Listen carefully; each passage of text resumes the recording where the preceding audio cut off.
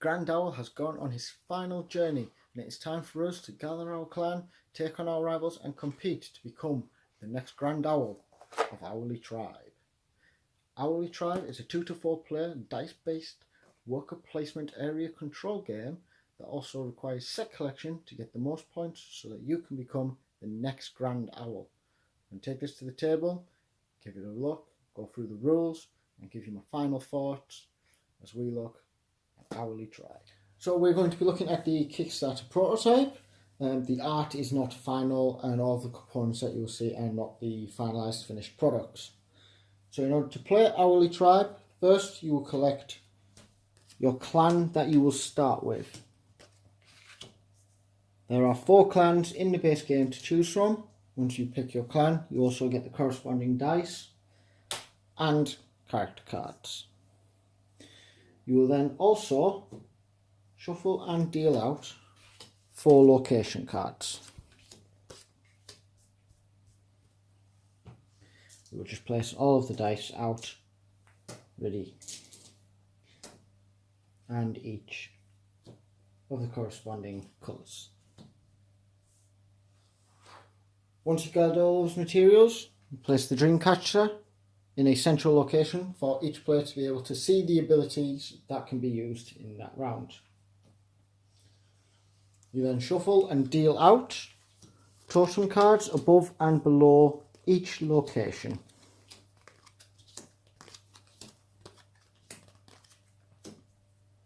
These are the prizes that you are competing for in order to become the next Grand Owl. You then choose who is the oldest owl at the table, and you will then be ready to begin. On your turn, well, at the start of the round, every player will take their dice and roll them.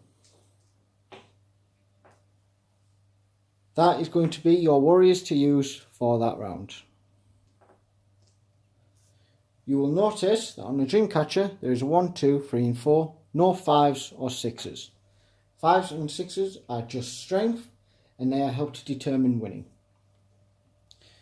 Once every player has rolled their dice, you will take your character card that you wish to use that round and place it in the dream catcher. Each player will do this in turn order into any location that they would like. Once this has been done, taking turns, you will place your dice into various locations of your choice. You can place dice into the same location, or into adjacent, or into any other location. When you place a dice, you must activate the ability of whatever it is that matches on the dream catcher. So by being the white player, if I place the 4, I must activate the manipulative shaman's ability of make someone roll a dice in his reserve. So with that, I could force the actual green player to re-roll one of their dice. You would continue this in turn order. So this is add 1 to a value in your reserve. These could then place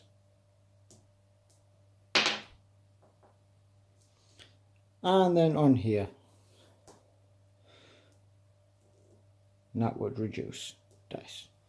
You will keep going like this in turn order until all dice are placed into locations. After that, you will check to see who is the winner of each location. So here, the red is the winner. So they would choose a totem and add it to their victory. White is second, so they will get the other. In here, we have the green as a clear winner, so they would get choice. Red and white are drawing, which means they would get nothing. They would not pick the second place. We once again have white, and then green, and then blue is here. As blue is the only one here, they only get to pick one. They do not get both. You then go back through again, checking who is the leader and activating the abilities. So the ability on this location is gain 1 point for each warrior on this place. So the red player would gain 4 points. You go through each location, assigning points where required based upon the card's effect. After that is done, all remaining totems are discarded. All cards in a Dreamcatcher are discarded. The first player becomes the next person on the left. And once again, you would gather all of your dice and begin the next round. After 3 rounds, you tot up the final scores, and the person with the most points at the end becomes the Grandmaster of Owly Tribe. Included within the Kickstarter at this time also includes the expansion set, which brings in 2 additional tribes and 5 curse locations. These curse locations, rather than giving points, give negative effects where you would be more seeking to gain second place in order to pick the final totem and not suffer the wrath of the cursed locations, such as lose 1 point for each part of your biggest totem. And that is how you play Owly Tribe. Now back to my final thoughts. So that was Owly Tribe. I really enjoyed this one. It's definitely a good, fun, quick game to play. The design is really nice, really simple. It doesn't stay too long. It's definitely clean and easy to learn to play.